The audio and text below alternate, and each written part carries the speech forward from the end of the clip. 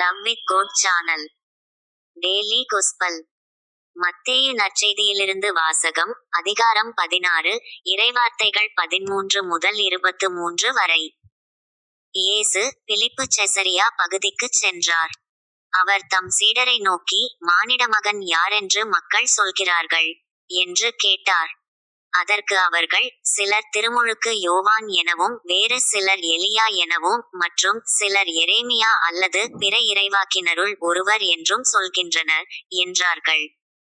ஆனால் நீங்கள், நான் யார் எனச் சொல்கிறீர்கள் என்று அவர் கேட்டார்.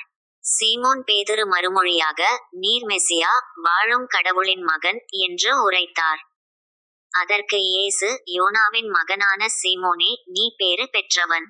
ஏனெனில் எந்த மனிதரும் இதை உனக்கு வெளிப்படுத்தவில்லை, மாறாக விண்ணகத்திலுள்ள என் தந்தையே வெளிப்படுத்தியுள்ளார்.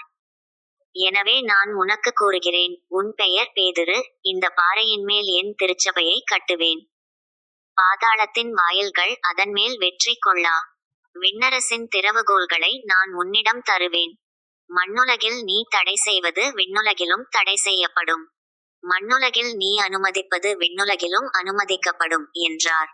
பின்னர், தாம் மெசியா என்பதை எவரிடமும் சொல்ல வேண்டாம் என்று இயேசு சீடரிடம் கண்டிப்பாய் கூறினார். இயேசு தாம் எருசலேமுக்கு போய் மூப்பர்கள், தலைமை குருக்கள், மறைநூல் அறிஞர்கள் ஆகியோரால் பலவாறு துன்பப்படவும் கொலை செய்யப்படவும் 3ஆம் நாள் உயிருடன் எழுப்பப்படவும் வேண்டும் என்பதைத் தம் சீடருக்கு அந்நேரம் முதல் எடுத்துரைக்கத் தொடங்கினார். பேதுரு அவரை தனியே அழைத்து கடிந்து கொண்டு, ஆண்டவரே, இது வேண்டாம். இப்படி உமக்கு நடக்கவே கூடாது என்றார். ஆனால் இயேசு பேதுருவை திரும்பி பார்த்து, என் கண்முன் நில்லாதே சாத்தானே, நீ எனக்கு தடையாய் இருக்கிறாய். ஏனெனில் நீ கடவுளுக்கு ஏற்றவை பற்றி எண்ணாமல் மனிதருக்கு ஏற்றவை பட்டியே எண்ணுகிறாய் என்றார். இது ஆண்டவர் வழங்கும் அருள்வாக்கு. இறைவா, உமக்கு நன்றி.